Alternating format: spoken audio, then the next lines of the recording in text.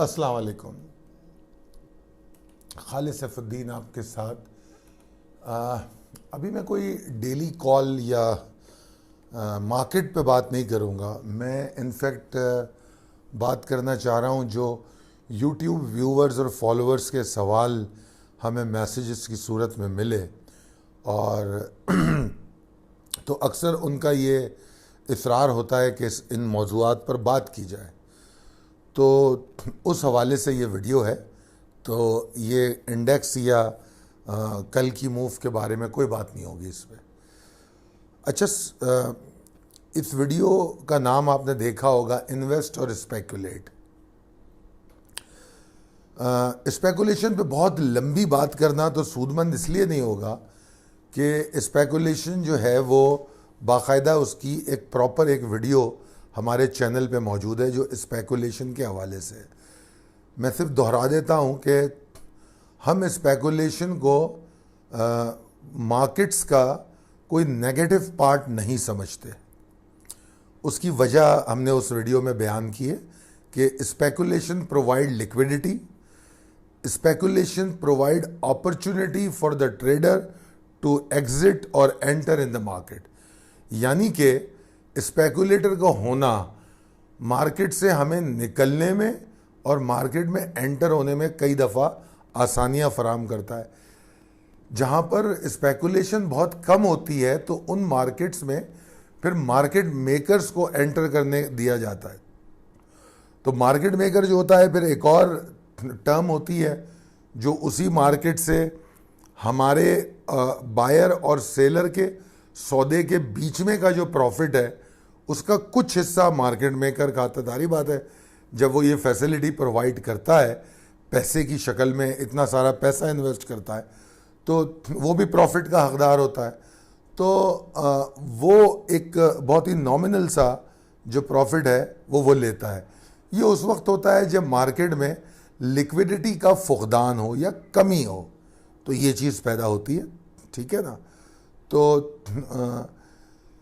आप इसको इस तरह समझ लीजिए, अगर आप समझना चाहें तो इस जो आस्क और बिड यानी कि जो बोलियां लगती हैं स्टॉक मार्केट में या किसी भी मार्केट में कि ख़रीदार एक रेट पे खड़ा होता है, फ़रोख्त करने वाला एक रेट पे खड़ा होता है, उन रेटों का जो डिफरेंस है वो मुख्तलिफ़ तरीके से यूटिलाइज़ होता है प्रॉफिट बनाने के लिए। अगर मार्केट मेकर मौजूद है तो वो उसमें से अपना हिस्सा ले रहा होता है, और अगर मार्केट मेकर नहीं भी होता तो फॉरेन मार्केट्स में आप देखोगे तो ब्रोकरेज जो है वो कमीशन के बजाय वहाँ से पैसे बनाते हैं। तो खैर बहरहाल ये तो एक टर्म है। Coming back to the point, speculation. तो स्पेकुलेशन लिक्विडिटी फराहम करती है। उसमें स्पेकुलेशन की बड़ी प्रिसाइसली बताया गया है कि वो लहरों के ख़िलाफ़ जाते हैं। यानी कि जैसे समझ लें कि मार्केट में कोई पॉजिटिव डेटा आया हुआ है, ठीक है जी, तो वो शॉर्ट कर देंगे, ठीक है ना।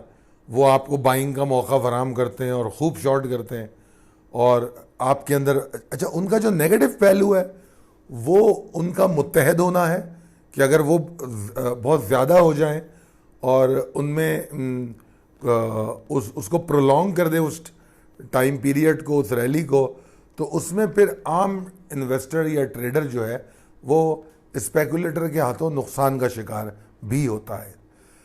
मगर जो मेरा सोचने का अंदाज़ है वो हमेशा से ये रहा है कि ज़िंदगी में या कारोबार में नुकसान फ़ायदा अल्लाह की ज़ात है। उसके बाद हम जब नीचे जो कुछ भी कर रहे होते हैं उसमें बहुत बड़ा अमल दखल हमारे फ़ैसलों का होता है।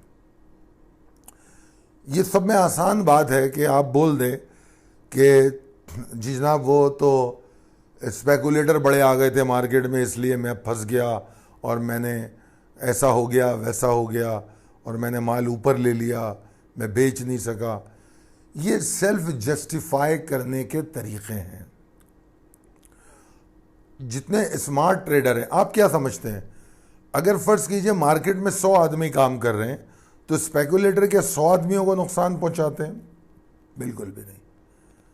स्पेकुलेटर 85 से लेके 90% या 87% लोगों को नुकसान पहुंचा सकते हैं। उसके बाद भी 12-13% लोग बचते हैं जो स्पेकुलेटर की मूव से स्पेकुलेटर से फायदा उठा लेते हैं। यानी कि अगर स्पेकुलेटर शॉर्ट कर रहा है तो वो शॉर्ट करने के लिए जब मार्केट ऊपर गई तो वो उस लॉन्ग का, और जब वो शॉर्ट कर रहा होता है तो वो भी शॉर्ट करके स्पेकुलेटर की डायरेक्शन का हिस्सा बन जाते हैं। ठीक है, तो ये तो खैर बहरहाल स्पेकुलेशन के बारे में थोड़ी सी बातें थी। अब इस वीडियो का जो मकसद है, जो सवाल मुझसे किया गया कि इन्वेस्टमेंट और स्पेकुलेशन में क्या फ़र्क है। देखिए, सब में पहली बात यह है कि स्पेकुलेशन जो है किसी आप इस तरह समझ लीजिए कोई फंडामेंटल ग्राउंड्स पे नहीं होती। बुनियादी तौर पे उसके कोई मुहर्रिकात ऐसे नहीं होते कि यार पाकिस्तान में ऑयल इंडस्ट्री बहुत अच्छी जा रही है। ये आईटी की मिसाल ले लें कि अभी पिछली गवर्नमेंट भी और ये गवर्नमेंट भी आईटी इंडस्ट्री पर बहुत फोकस कर रही है। तो अब एक इन्वेस्टर है और एक स्पेकुलेटर है। इन्वेस्टर सोच रहा है कि यार आईटी सेक्टर बड़ा ग्रो कर रहा है, तो मुझे अपना जो इन्वेस्टमेंट है वो 40% जो है ना आईटी सेक्टर में रखनी चाहिए। ये तो इन्वेस्टर की सोच हो गई। अब इसी आईटी सेक्टर को इस्तेमाल करता है स्पेकुलेटर।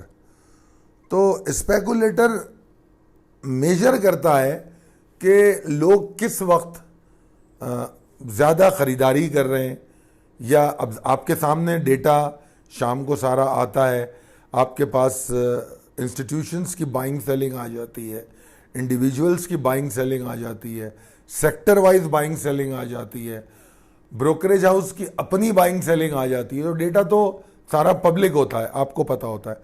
तो स्पेकुलेटर बैठा इन तमाम चीज़ों को देखता है कि अब वो ये देखता है कि लोगों ने इसमें बहुत माल ले लिया है या इसमें से निकल गए। कौन सा सेक्टर ऐसा है जिसमें से लोगों ने बहुत ज़्यादा माल ले लिया है, या ऐसा कौन सा सेक्टर है जिसमें से लोगों ने इग्नोर कर दिया, बाइंग नहीं की है। तो ये तमाम चीज़ें उसके मुहर्रिकात है।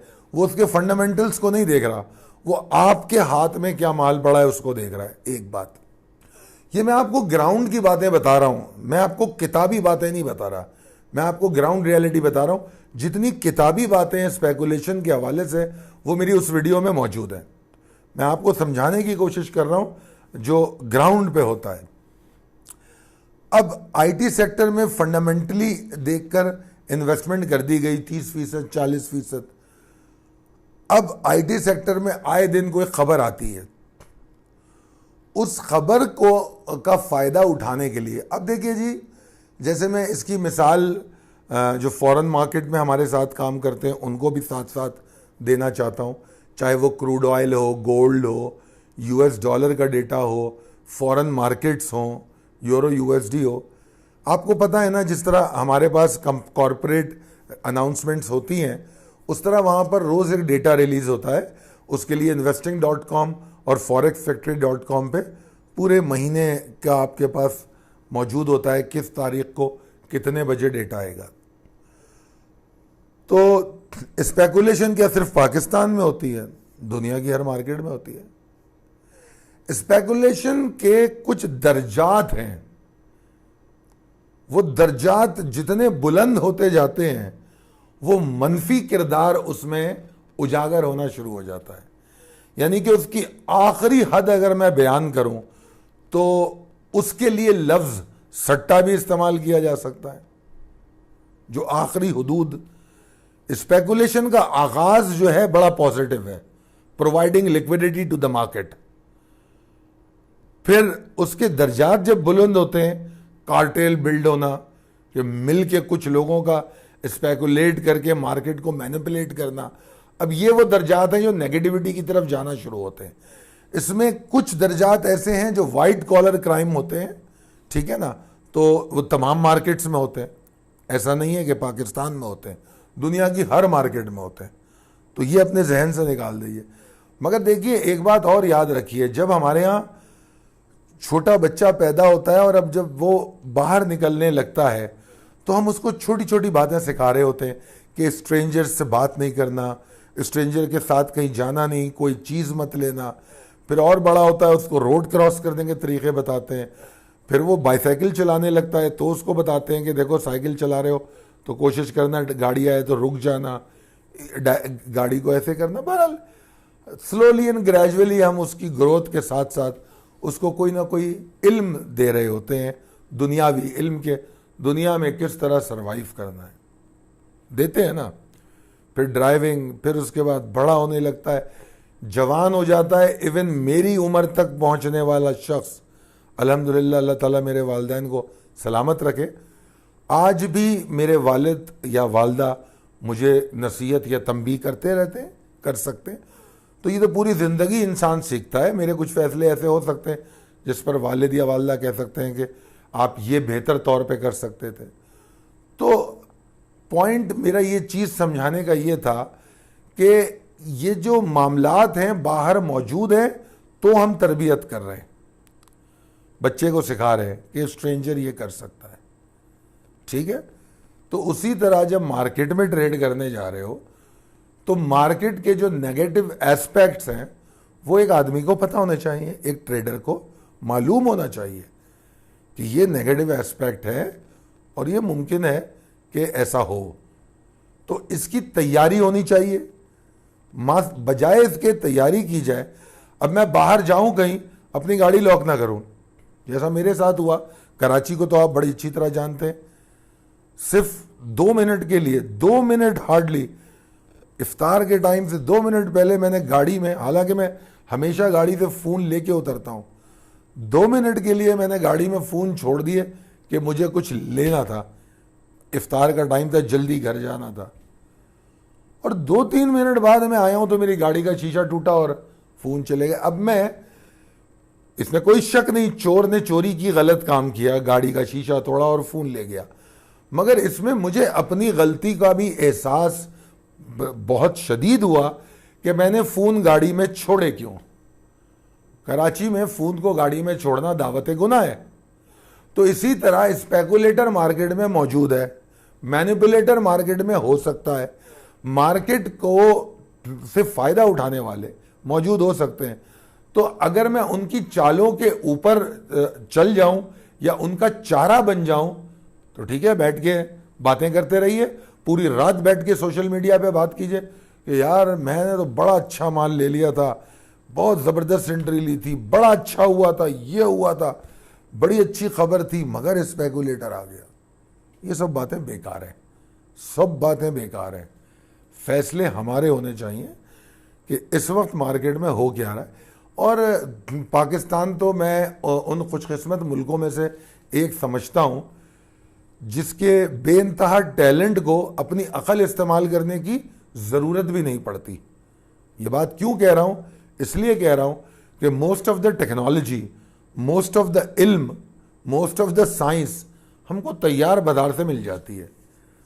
अगर कोविड आया है तो कुछ दिन हम बैठ के उसका शिकार हो जाते हैं और हम वेट करते हैं कि बस वैक्सीन तैयार हो ही रही होगी।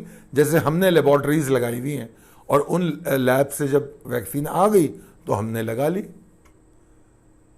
तो अगर कोई जो स्कॉलर है वो रिसर्च कर रहा है फाइनेंशियल प्रोजेक्शंस पे कि क्या कैसे प्रोजेक्टेड वैल्यूज़ आएंगी, तो ठीक है, मैं बैठा हुआ यहाँ इंतज़ार कर रहा हूँ।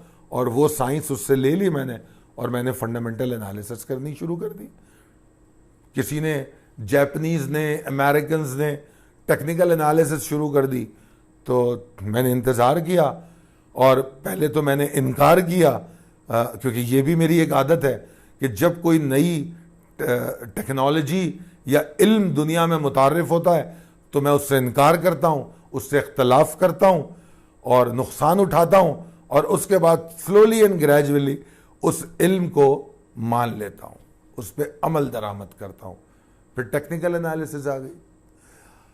अच्छा, जो डेवलप कौमें थी उन्होंने इन तमाम मामलात को टैकल करने के लिए इस पर रिसर्च की और वो इल्म मारिज़ वजूद में आए और फिर वो हासिल हुआ। खैर बहरहाल that was out of the context, but लुब्बे लुबाब इस बात को समझाने का ये था कि हमारे पास भी कहीं से भी आए वो टूल आ गए।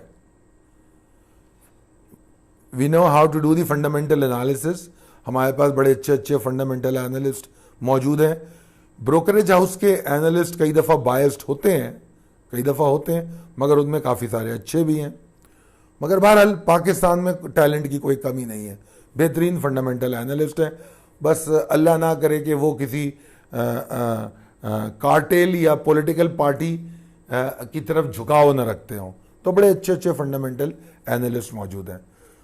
उसके बाद हम आगे चलें तो फिर टेक्निकल एनालिसिस, मैंने खुद इसको भुगता है, झेला है कि लोग इसका मजाक उड़ाया करते थे, बहुत मजाक उड़ाया। मुझे याद है जो 2009, 10, 8 का जो दौर मैंने देखा है, तो शक्ल छुपानी पड़ती थी कि अगर हम टेक्निकल एनालिसिस कर रहे हैं।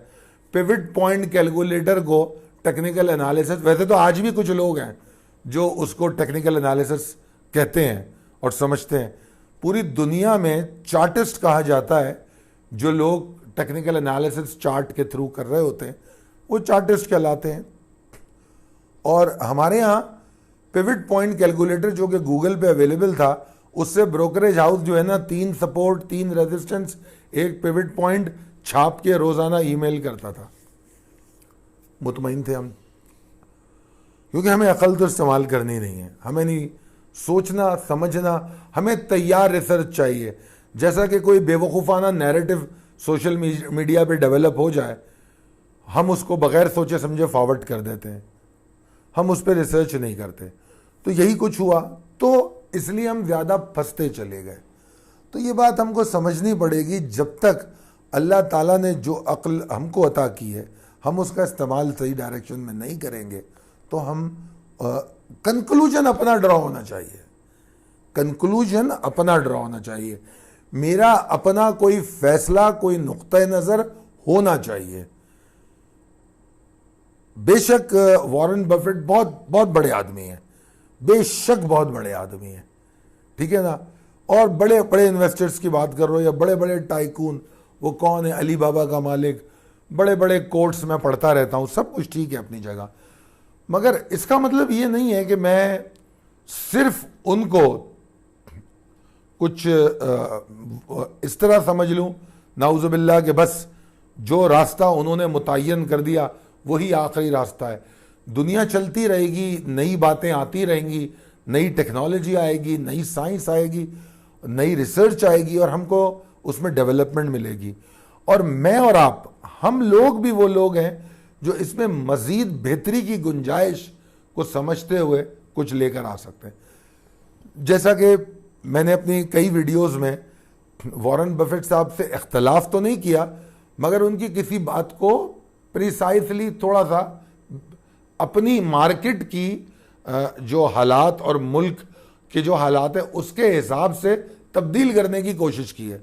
ये जसारत मैंने की है, और मैंने कहा कि मैं उनका जो कानून या कोर्ट है मैं कॉपी पेस्ट अपने मुल्क में नहीं कर सकता। ये बात मैंने उसमें कही, अपनी कई वीडियोस में कही। अब मैं उस डिटेल में जाना गैर ज़रूरी समझ रहा हूँ। तो बहरहाल मतलब यहाँ ये सारी बातें समझाने का ये है कि कोई भी कुल नहीं होता, मुकम्मिल अल्लाह की ज़ात है। अपने ऊपर भरोसा रखिए, इल्म को अंदर आने दीजिए, अपने दिमाग में जज्ब होने की सलाहियत रखिए कि पढ़ें, लिखें, देखें, सुने, समझें, फिर फैसला खुद करें। कई लोग ब्रोकर के पास जो ट्रेडर बैठा होता है उसको जिम्मेदार ठहरा देते हैं। कभी सोचा है एक ब्रोकर के पास जो ट्रेडर बैठा है उसको ब्रोकर तनख्वाह भी नहीं दे रहा, कह रहा है जितना वॉल्यूम होता है तुम्हारे पास उसमें से 30% ले लेना, पुराने हो 40% ले लेना, 50% ले लेना। अब वो बेचारा क्या करेगा, तालीम उसके पास नहीं है, सारा तजुर्बा मार्केट में बैठने का है, सुनी सुनाई बातों पर इधर उधर से सुनगुन लेकर आपको अपडेट कर देगा वो, और कोशिश करेगा कि जब 3:30 बजे मार्केट बंद हो वो उठे तो इतना वॉल्यूम कर ले जो उसके रोज का टारगेट है। अगर इतना वॉल्यूम कर ले कि उसके 1200-1500 रुपए या 2000 रुपए या 5000 रुपए, जिसका जितना ज़रूरतें हैं उतना वॉल्यूम वो जनरेट करा दे, तो वो हंसी खुशी घर चला जाएगा। मतलब वो गलत कर रहा है या सही कर रहा है, इस पर भी मैं बहस नहीं करूंगा। हर इंसान अपने मसाइल, अपने रिसोर्स, अपनी लिमिटेशन का गुलाम है। मामला तो फिर हमारी तरफ आ गया कि मेरी क्या जिम्मेदारी है, मेरी क्या लिमिटेशंस है, क्या मैंने उनको फॉलो किया है? एक आदमी धमाका करता हुआ पकड़ा जाता है, मैं अब कह दूं कि जी वो उसमें रॉ का हाथ है, फारिग हो गया मैं, फारिग हो गया मैं। इसराइल का हाथ है, अमेरिका का हाथ है? नहीं जी नहीं। मुझे जिम्मेदारी ये लेनी है कि इसराइल या रॉ मेरे घर में कैसे एंटर हो रही है। अगर मैं इस बात को रोक नहीं पा रहा तो मैं अपने घर को सिक्योर नहीं कर पा रहा। सिंपल बात है ना। तो उसी तरह स्टॉक मार्केट में आप किसी को मोरज इल्जाम नहीं ठहराएंगे, ना ब्रोकर को, ना ट्रेडर को, ना स्पेकुलेटर को, ना भाइयों को। भाइयों से मुराद आपको पता है मैं किसे कहता हूं कि फलाने भाई ने माल ले लिया, फलाने भाई ने माल ले लिया, सब बेकार बात है। तो यही वो चीजें हैं, यानी कि आप अपने आप को कहते इन्वेस्टर हैं और सोच और अमल आपका स्पेकुलेटर की तरह का होता है, तो मुनाफिकाना ट्रेडिंग हो जाती है वो। मतलब इस रवैये को मैं मुनाफिकाना रवैया कह सकता हूं, क्योंकि सोच कुछ और है, मेरा किरदार कुछ और है, मेरा जो कैरेक्टर है, रोल जो है मेरा, वो एक इन्वेस्टर का है कि मैं पैसा लेके आया, मार्केट में इन्वेस्ट करना चाहता हूं, कमाना चाहता हूं। उसमें सोच स्पेकुलेटर वाली ले आया और स्पेकुलेशन शुरू कर दी। अब हो गया नुकसान। अब मैं नसीहतें कर रहा हूं दूसरे लोगों को, नहीं जनाब, इन्वेस्टमेंट के लिए मार्केट ठीक नहीं है, इस मार्केट में बड़ा नुकसान है, तबाही है। फतवे भी देने शुरू कर दिए, तबाही है ये मार्केट। खुद एहतसाबी अमल नहीं किया, अपने पैरामीटर्स नहीं देखे, ठीक है। अच्छा खैर, बहरहाल ये मैंने इन्वेस्टमेंट और स्पेकुलेशन को अलग अलग किया।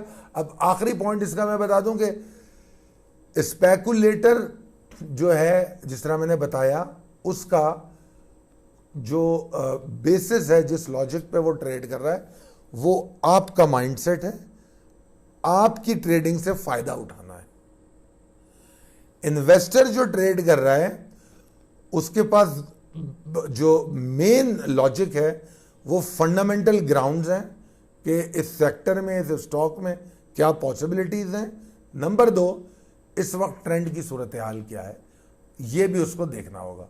तो इस तरीके से आप उन दोनों को अलग अलग कर सकेंगे, उसी हिसाब से प्लान बनेगा और फिर आप ट्रेड करेंगे। अच्छा, अब दूसरी स्लाइड पे चलते हैं। इस पे मैंने कुछ चीज़ें रेस की हैं, अक्सर सवाल होते हैं, ये मैंने कोशिश की उन तमाम सवालों को लिस्ट कर लूँ।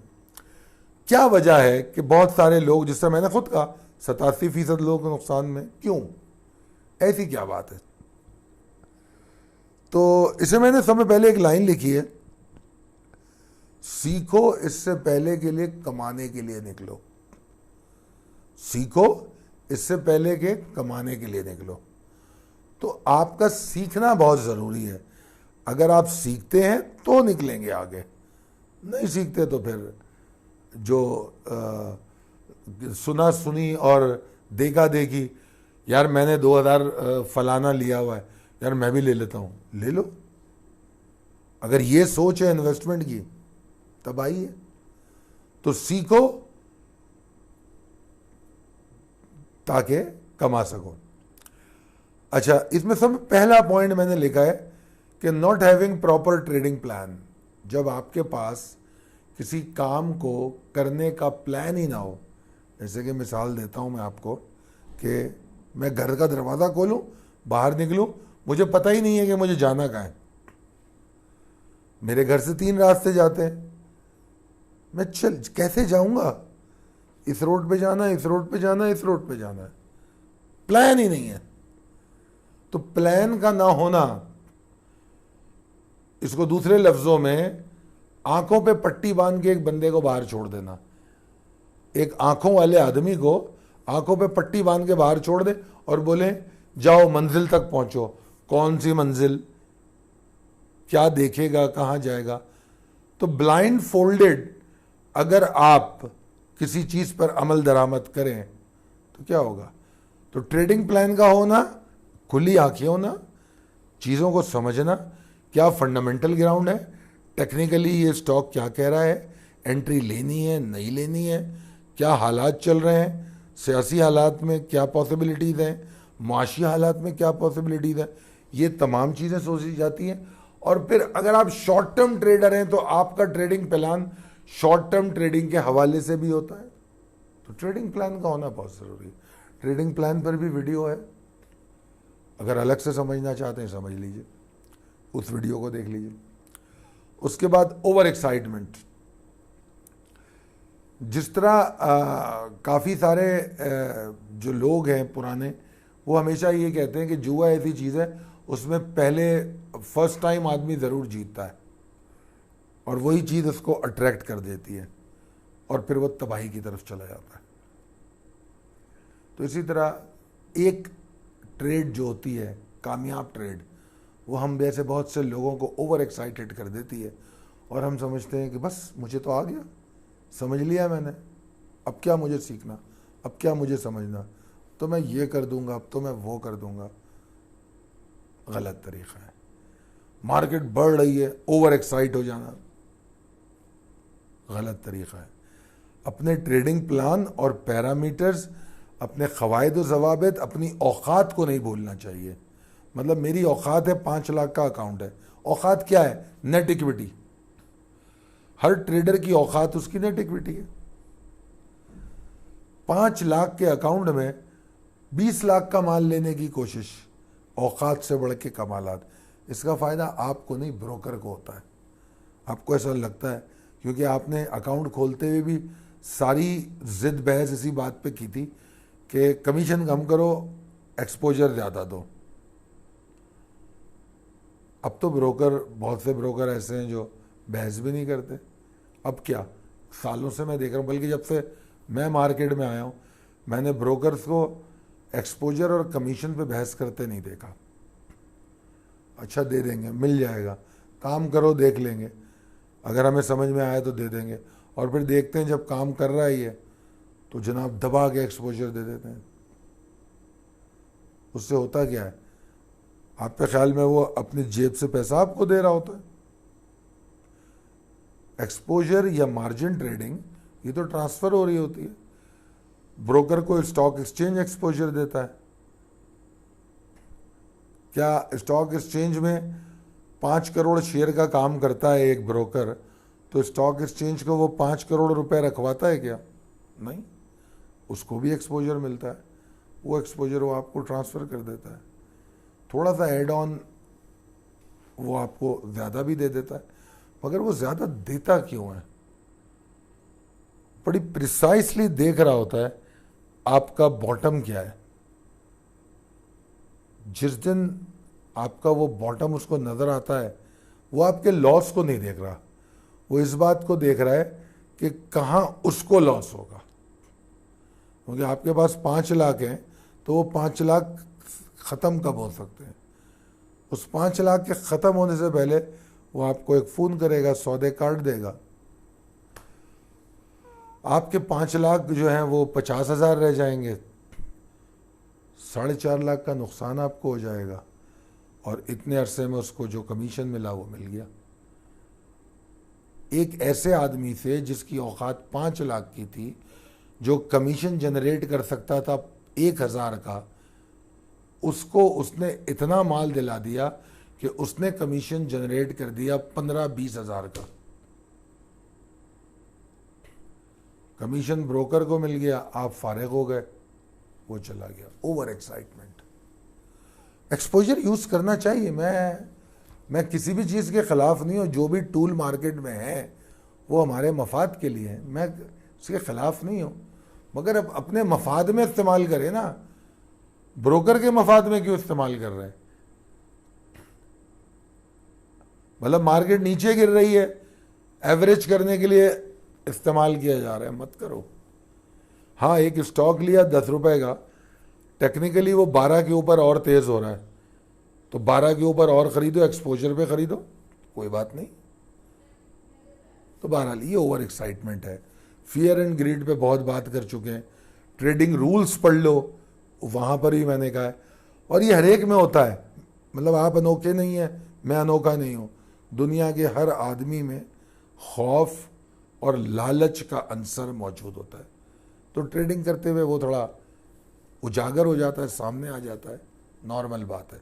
अब यहाँ पर भी मैंने जो बड़े बड़े लोग कह गए फियर एंड ग्रीड इस मार्केट के लिए बहुत बुरी चीज़ है, मैंने उसको थोड़ा एडिशन इसमें किया है कि फियर एंड ग्रीड मार्केट के लिए बुरी चीज़ है, मगर थोड़ा थोड़ा होना चाहिए।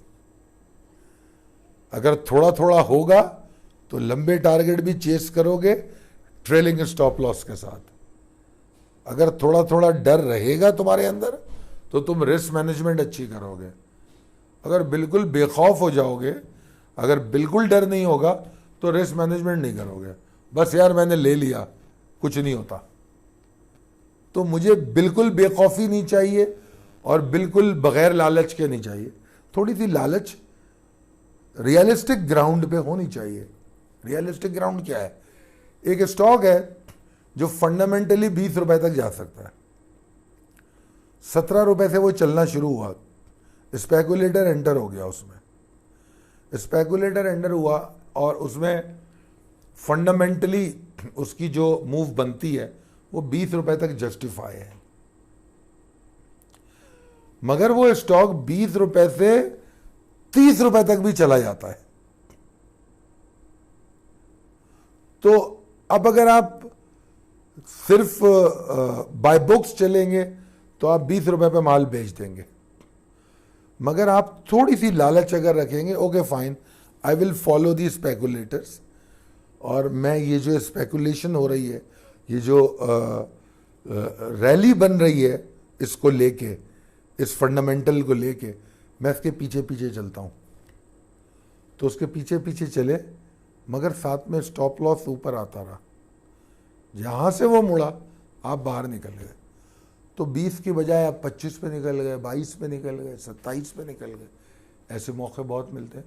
दिन में ही देख लें, कल कौन सा स्टॉक था, मेरे ख्याल में हपको था या कोई स्टॉक मैं देख रहा था, मुझे याद नहीं आ रहा, GHNI था, एक स्टॉक हमारी कॉल में था। यानी कि वो एक हाई बनाता है और उसके बाद उससे 4 रुपए नीचे क्लोजिंग देता है। पॉजिटिव क्लोजिंग थी मगर 4 रुपए नीचे क्लोजिंग देता है। अब अगर जिसने ट्रेलिंग स्टॉप लॉस की है तो उसने वहाँ माल बेचा भी होगा, दोबारा खरीदने की पोजीशन में भी होगा। तो ये बात समझाने की कोशिश की है कि थोड़ी सी ग्रीड रख लेने में हम अपने प्रॉफिटेबिलिटी को बढ़ा सकते हैं।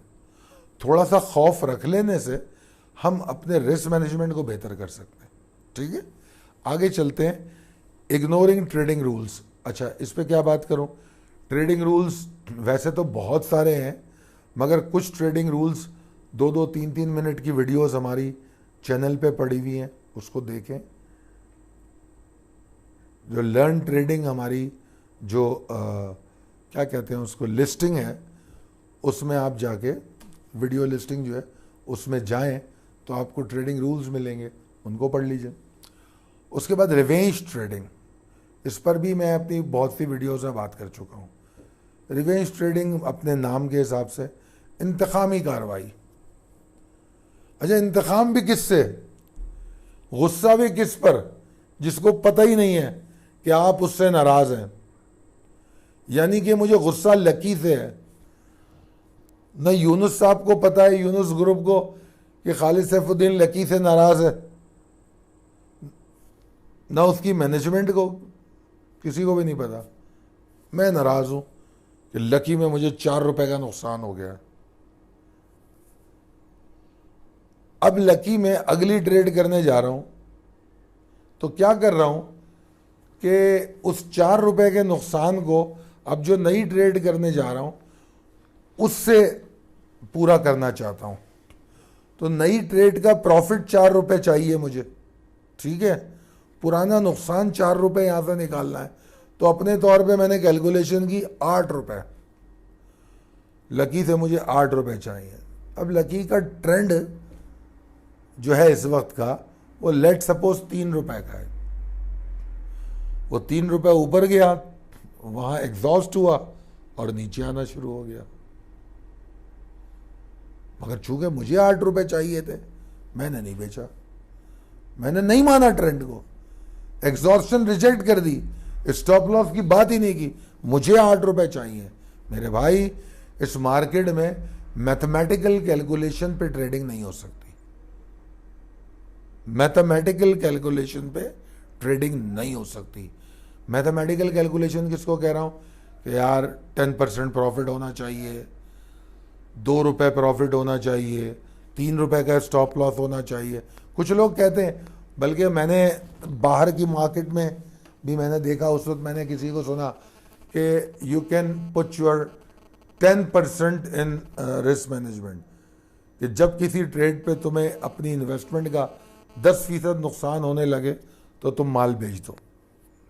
बड़े बड़े इन्वेस्टर्स हैं, उन्होंने ये बात कही है। मैं इसको भी नहीं मानता, क्योंकि मैं ये समझता हूं कि मार्केट से निकलने की लॉजिक होनी चाहिए। इस बात पे नहीं निकलूंगा 10% गिर गया, 20% गिर गया। मैं इस बात पे निकलूंगा कि ये जगह ऐसी है कि बुल्स एग्जॉस्ट हो रहे हैं, बुल्स की पावर खत्म हो रही है। अब यहां पर रेट क्या है मेरे लिए अहम नहीं है, मुझे प्राइस देखनी नहीं है।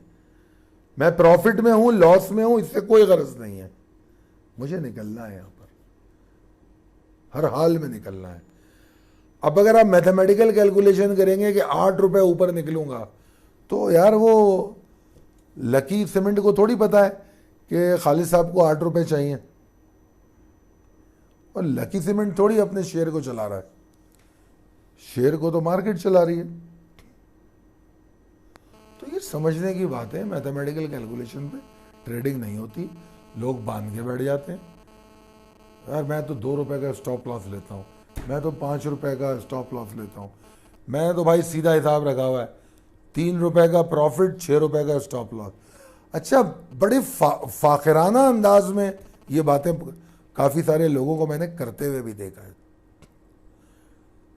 अगर लॉजिकल देखा जाए तो वो इंतहाई अहमखाना गुफ्तगू है कि हम ऐसा प्रॉफिट लेना चाहते हैं जिसका लॉस टारगेट दुगना है, प्रॉफिट टारगेट 3 रुपए है और लॉस टारगेट 6 रुपए है। कौन सी अक्लमंदी है ये कौन सा कारोबार है?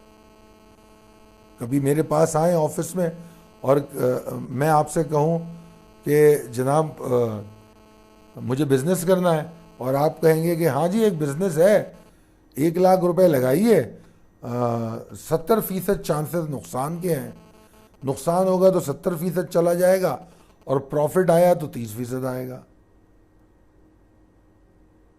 मैं शुक्रिया के साथ वापस आ जाऊंगा।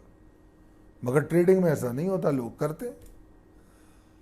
तो ये सारी रिवेंज ट्रेडिंग की किस्में हैं कि हम किससे इंतकाम ले रहे हैं, समझने की तो कोशिश करें हम अपने आप से। मैंने जिक्र किया ना, नेट इक्विटी हमारी औकात है। मैंने बहुत ज़्यादा तादाद में लोगों को देखा है कि ट्रेड ओपन रख के या डिलीवरी उठा के वो ये समझते हैं I am quite secure, I am quite secure.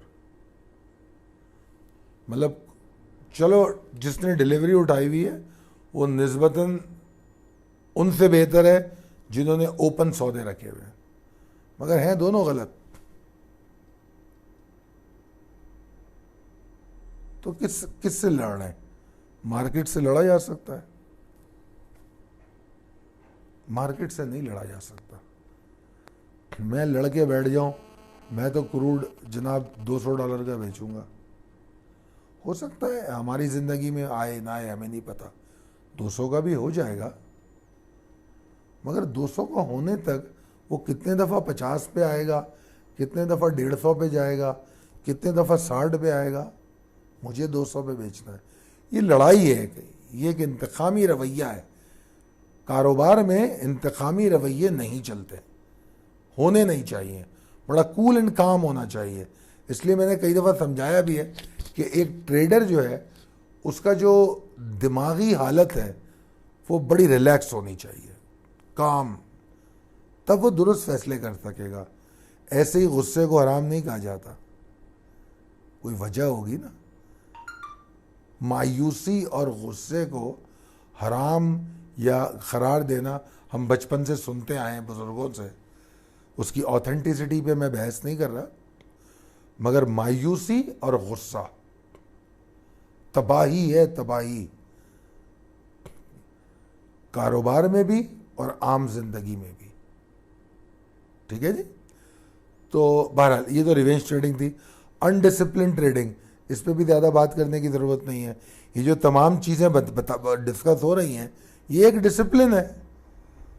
तो अपनी जो लिमिट है उससे बाहर के जाके बाय करना, यानी कि लिमिट आपकी 5,000 शेयर ख़रीदने की है, आप 20,000 ख़रीद रहे हैं, तो इस तरह की अनडिसिप्लिन काम ना करें। इग्नोरिंग रिस्क मैनेजमेंट मैंने कहा, तो ignoring risk management stop loss नहीं लेना, ठीक है जी, और जो रिस्की हालात हैं उनके बारे में नहीं सोचना, डाइवर्सिफिकेशन को सही तौर पे नहीं करना, एक ही सेक्टर या एक ही स्टॉक में पूरे पैसे लगा देना, पोर्टफोलियो की डाइवर्सिफिकेशन, क्योंकि मैं ऐसे इसलिए बता रहा हूँ कि मैंने हमेशा डाइवर्सिफाइड पोर्टफोलियो को चार्ट के ज़रिए समझाया है, पाई चार्ट के ज़रिए, कि भाई इतने फ़ीसद आपका फलां सेक्टर, इतने फ़ीसद, तो ये पूरी, और ये कोई बहुत बड़ी साइंस नहीं है, कोई भी कर सकता है यार, कोई भी कर सकता है। इसके लिए कोई काबिलियत की कोई मेयार की ज़रूरत नहीं है कि आप पीएचडी हो, मास्टर्स हो, बैचलर्स हो। ये घर में जो औरत खाना पकाती है, आपकी माँ, बीवी, बहन, जो घर को मैनेज करती है, उसको पता होता है कि अगर आटे को भी गूंदना है तो उसमें आटा कितना, पानी कितना और नमक कितना, हर एक का जो क्वांटिटी उसको पता होती है। वो तवाज़ुन अगर बिगड़ जाए तो ख़राब हो जाता है। आप देख लीजिए कि वो एक चीज़ ज़्यादा क्वांटिटी में मंगा के स्टोर करती है, एक चीज़ वो रोज़ लेती है क्योंकि वो ख़राब होने वाली है, उसकी लाइफ कम है। तो ये काम तो कोई भी कर सकता है, तो आपको भी करना चाहिए। कई मुझे लोग ऐसे मिले, कह ले यार बस मैं एक आइटम लेता हूँ, 50 लाख रुपए का मैं ये आइटम उठा लेता हूँ। अल्लाह ताला उनको बरकत दे, उनको कारोबार में इजाफा दे, मगर खुदा ना खास्ता कभी कोई मुश्किल आ गई तो फिर बाज़ लोग ठोकर खा के समझ जाते हैं, बाज़ लोग दूसरे को ठोकर खाता देख के समझ जाते हैं। तो क्या ही अच्छा है कि हम दूसरे को ठोकर खाता देख के समझ लें। तो आप ये समझ लीजिए मैं वो हूँ जिसने ठोकर खाई, मैं अपने तजुर्बात की रोशनी में आपको समझा रहा हूँ। अगर आप इससे समझ लें तो आपके मफाद में।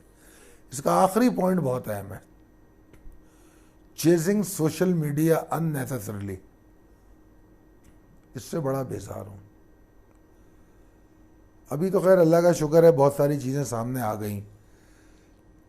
थोड़ी सी सियासी बात है कि इस वक्त सोशल मीडिया, इस पर जो सियासी तौर पे झूठ बोला जा रहा है और उसको प्रोपगेट किया जा रहा है इतने मौसर अंदाज में। अभी इंडिया में भी एक गवर्नमेंट लेवल पे एक स्कैंडल पकड़ा गया है मोदी गवर्नमेंट का, मतलब एक मुनज़्ज़म तरीक़े से नैरेटिव बिल्ड करने का। पाकिस्तान में भी कुछ चीज़ें सामने आ रही हैं, आने वाले दिनों में आप देख लेंगे। इंडिया में वो स्कैंडल जो है सामने आ गया, जो मोदी हुकूमत ने सोशल मीडिया के थ्रू एक नैरेटिव बिल्ड किया, झूठ को सच बना के पेश किया। यही सब कुछ हमारी मार्केट में होता है, बहुत आसान है। मेरे 4 दोस्त हैं, एक उस हाउस में, एक उस हाउस में, एक उस हाउस में बैठा है, मैं एक व्हाट्सअप कर देता हूँ उसको कि यार मेरे पास ये रिपोर्ट आई है, फलाना स्टॉक ले लो।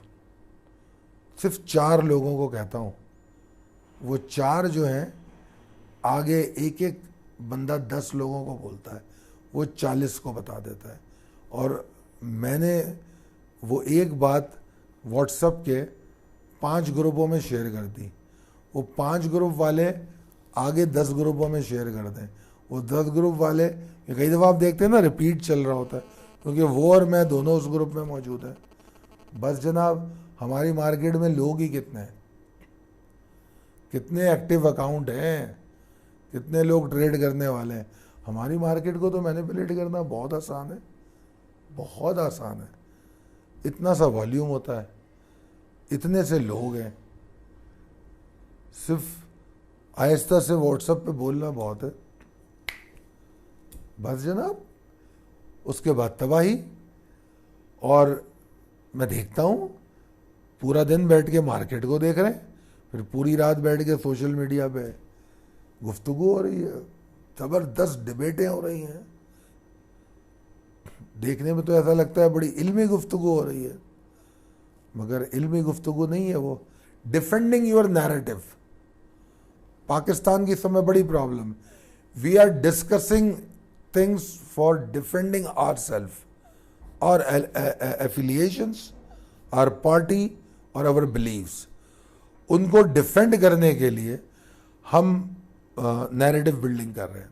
करते रहे, नुकसान किसका है?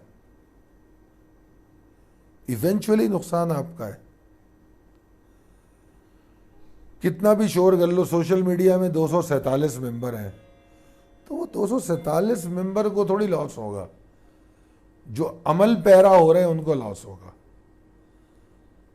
तो अल्लाह का बड़ा शुक्र है, since we started our social media in 2009 और सम, 2009 से 2022 कितने साल हो गए? 11, 12, 13 साल हो गए। 13 साल में एक ही उसूल है, हमारे सोशल मीडिया पे ऑथेंटिसिटी के बगैर किसी गुफ्तगू की कोई इजाज़त नहीं है। हम या तो निकाल देते हैं अपने ग्रुप से, बाहर कर देते हैं। अगर आप फेसबुक वगैरह पे हमारे ग्रुप पे होंगे, हम आपको वार्निंग भी नहीं देते, निकाल देते हैं, क्योंकि हमने समझा दिया है। अगर कोई नया होता है उसको एक आध दफ़ा बता देते हैं कि भाई इसमें, इसलिए हमारे ग्रुप को लोग पढ़ने के लिए इस्तेमाल करते हैं, उसमें कमेंट करने के लिए इस्तेमाल नहीं करते। चाय ले आओ। उस पर कमेंट करने के लिए इस्तेमाल नहीं करते। ठीक है जी, माफ़ी चाहता हूँ डिस्टर्बेंस के लिए। ये वीडियो लंबी है तो छोटी मोटी डिस्टर्बेंस रहेगी। तो खुदारा इस बात को समझिए कि सोशल मीडिया पे सच्ची बात कौन सी है और गलत बात कौन सी है, और कोई बहुत मुश्किल काम नहीं है। आदत बनाइए ना, आसानी की आदत क्यों हो गई है आपको? पाकिस्तान की समय, जिस तरह भी मैंने कोविड वैक्सीन की मिसाल दी कि इंतज़ार कर लेते हैं, वो बना लेंगे तो हम ले लेंगे, पैसे भी नहीं होंगे, वो हमें फ्री में दे देंगे, क्योंकि वो डर के मरे जा रहे हैं कि इनको वैक्सीन नहीं लगी तो वो ये मर्ज ख़त्म नहीं हुआ तो दोबारा उनके पास आ सकता है। तो अगर हम ख़रीदेंगे नहीं तब भी वो पैसे मुफ्त में हमको देंगे। और अगर हम ये कह दें कि हमारे पास मेडिकल फोर्स नहीं है, तो वो आके खुद हमें लगा के जाएंगे। हमारे तो बड़े मज़े हैं कि दुनिया हमसे डरती है कि भाई इनको लगाओ यार, वरना ये बड़ी मुसीबत डाल देंगे। हम समझते हैं बड़ी ये हमारी कामयाबी है। एक खबर आ गई, मैं खबर नहीं बताऊंगा, एक क्या 100 खबरें ऐसी, मैं उसका कॉन्टेक्स्ट नहीं बताऊंगा। एक खबर मेरे पास आई और मेरे बहुत अच्छे मेंबर हैं और बड़े मैच्योर मेंबर हैं, और हमारे मेंबरशिप उनके पास थी, तो उनको पता है कि मैं हमारे ग्रुप पे ऐसी बातें नहीं डाली जाती। तो उन्होंने मुझे प्राइवेटली एक चीज़ शेयर की कि कहने लगे खालिद साहब ये खबर ज़रा देखें, ये तो बड़ी परेशान कौन है। मैंने खबर देखी, पढ़ी, इतना बता देता हूँ, वो सियासी हवाले से थी। मैंने अगले ही मिनट उनको, अभी रिसर्च मैंने नहीं की, मैंने उस खबर को देखा। अब चूंकि हर इंसान का इतना तजुर्बा तज्जिया होना चाहिए कि ऑथेंटिसिटी को समझ सके वो, और कोई मुश्किल काम नहीं है, बिल्कुल मुश्किल काम नहीं है। अगर आप मैच्योरिटी रखते हैं तो ऑथेंटिसिटी आपको खबरों की महसूस होना शुरू हो जाएगी। गुफ्तगू करता हुआ इंसान समझ में आ जाएगा। पाकिस्तान में सवों सहाफ़ी हैं गुफ्तगू करने वाले, मैं उसमें से शायद 25-20 सहाफ़ियों को पढ़ता हूँ, सुनता हूँ, ठीक है। उन 25-20 सहाफ़ियों में मैं सारों पे एतमाद ही नहीं करता, सुनता ज़रूर हूँ। क्यों? क्योंकि वो जितने भी लोग हैं वो 99% झूठ नहीं बोलते। हाँ, 99% झूठे भी हैं, उनको मैं देखता ही नहीं। अब एक सहाफ़ी है, वो बड़ी अच्छी एनालिसिस करता है, मगर उसका झुकाव एक मखसूस पार्टी की तरफ है, तो उसकी जो एनालिसिस उस झुकाव के अलावा होती है मैं वो ले लेता हूँ, और जो झुकाव वाली एनालिसिस होती है वो उठा के फेंक देता हूँ, गार्बेज कर देता हूँ उसको। मगर उसके तजुर्बे और इल्म को टोटल फारिग नहीं कर सकता। तो ये मेरे ख्याल में मैं नहीं हूँ, कोई भी कर सकता है। वक्त और तजुर्बे के साथ आदमी सीख जाता है। अगर कोई मुझसे पूछे, वैसे साफ़ी तो मुझे बहुत सारे हैं जिनको मैंने बताया, सुनता हूँ, मगर एक नाम लूँगा मैं आपको, एक नाम लूँगा जो मिसाल है, जो बायस नहीं हो सकता कभी, वो है मज़हर अब्बास। मज़हर अब्बास साहब, I respect that guy. Mazhar Abbas बहुत ही रिस्पेक्टेबल, अनबायस्ड आदमी है। ना ही वो लाखों रुपए वाला एंकर है, ना ही लाखों रुपए वाला तज्जिएकार है। गुफ्तगू बड़ी बैलेंस है। उसके बाद भी आप ये नुक्ता रखिए कि वो कोई बात कर सकता है, कंक्लूजन आप ड्रॉ कीजिए। मगर मिसाल के तौर पे मैंने पेश किया कि बहुत सारे इस गंदगी में से अगर अच्छे पिक करने हो तो one of the top journalist is Mazhar Abbas. और भी बहुत से नाम है, मैं लेना नहीं चाहता, अच्छे अच्छे लोग हैं। इन्वेस्टिंग जर्नलिज्म में आई लव शाहज़ेब खानज़ादा। तो शाहज़ेब खानज़ादा की जो डेटा और तमाम चीज़ें वो जमा करके लेकर आता है, उसको आप टेस्ट कीजिए। इन्वेस्टिगेटिंग जर्नलिज्म में वो एक अच्छा नाम है। खैर और भी बहुत से लोग हैं। एनीवेज आगे चलते हैं।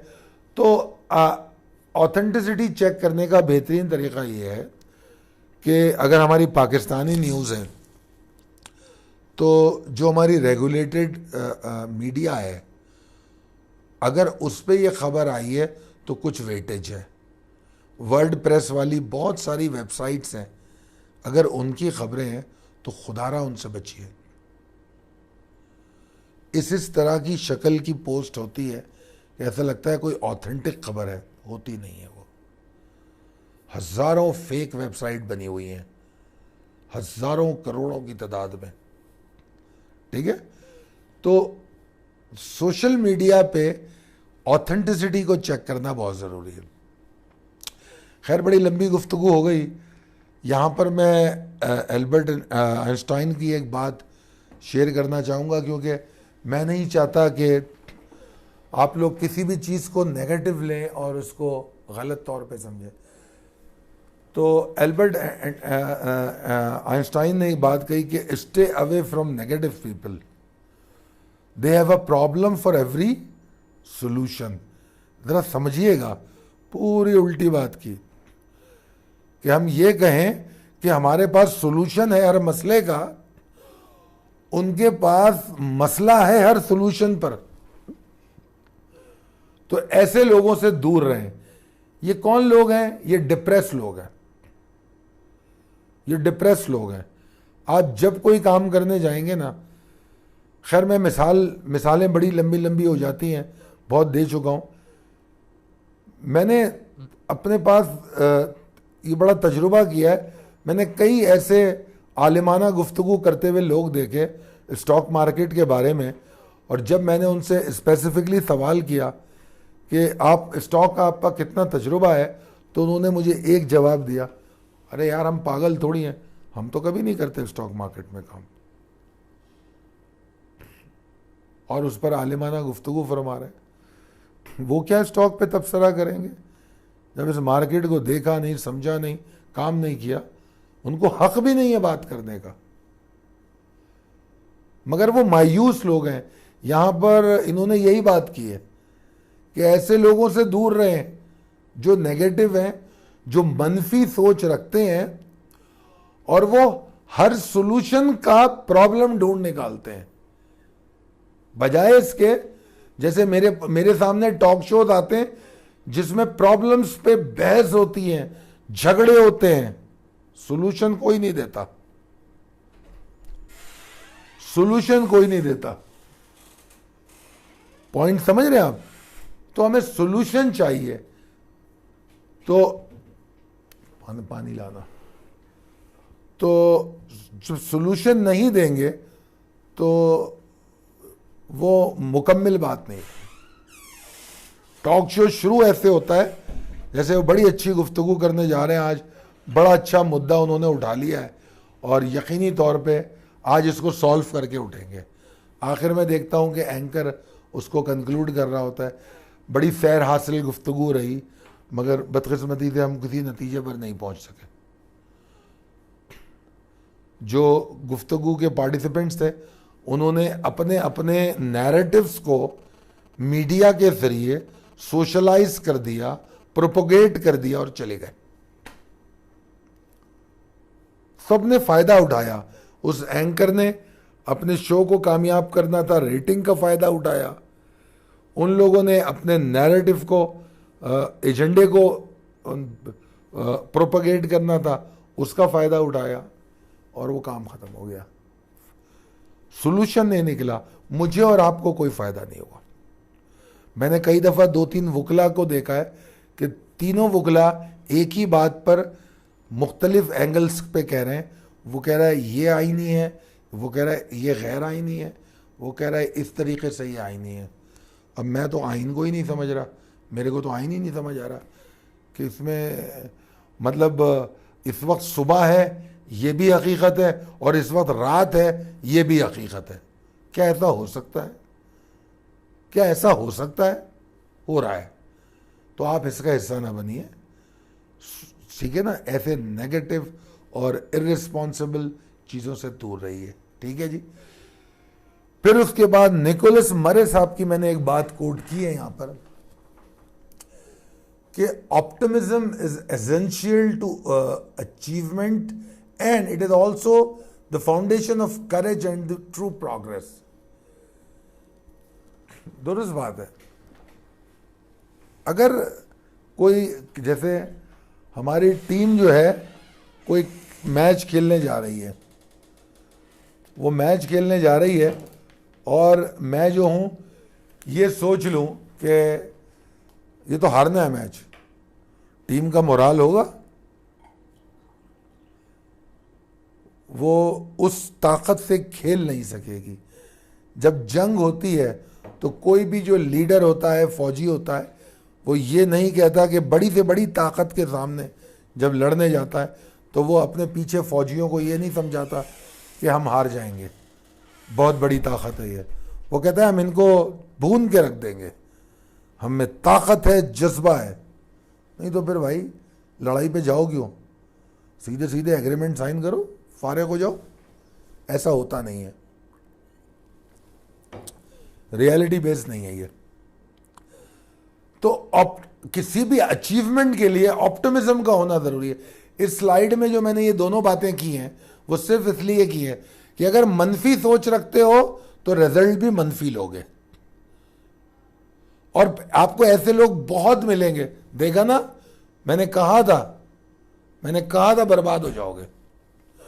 बड़े बूढ़ों ने इसको इलॉजिकल तरीके से भी समझाने की कोशिश की। मतलब उस बात को मैं सही तो नहीं समझता, वो तरीक़ा दुरुस्त नहीं है, वो समझाने का तरीक़ा दुरुस्त नहीं है। कि वो कहते हैं ना कि जाते में टोक दिया अब तो काम ख़राब हो जाएगा। कोई बाहर निकल रहा है और उसको कहा कि अरे बाहर मत निकलो तो कुछ हो जाएगा, और वो बाहर निकला, उसकी गाड़ी का एक्सीडेंट हुआ। उसने कहा यार आपने टोका था ना, बस मुसीबत आ गई।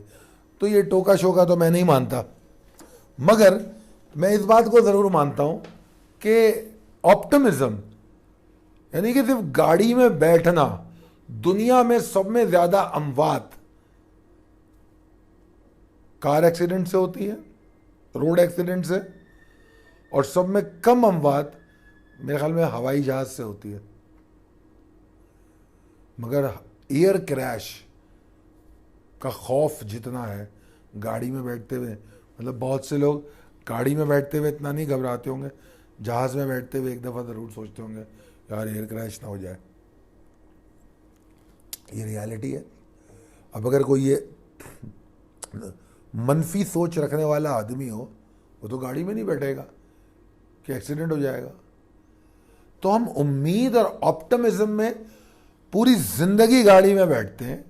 कभी छोटी मोटी एक्सीडेंट होता भी है, मगर खुदा ना खास्ता नाउज़ुबिल्लाह हम सारे एक्सीडेंटों में मर नहीं गए, या हमारे जो लोग मर गए वो सारे एक्सीडेंट्स में नहीं मरे। कोई तबाही मौत मरा, कोई किस तरह, कोई किस तरह।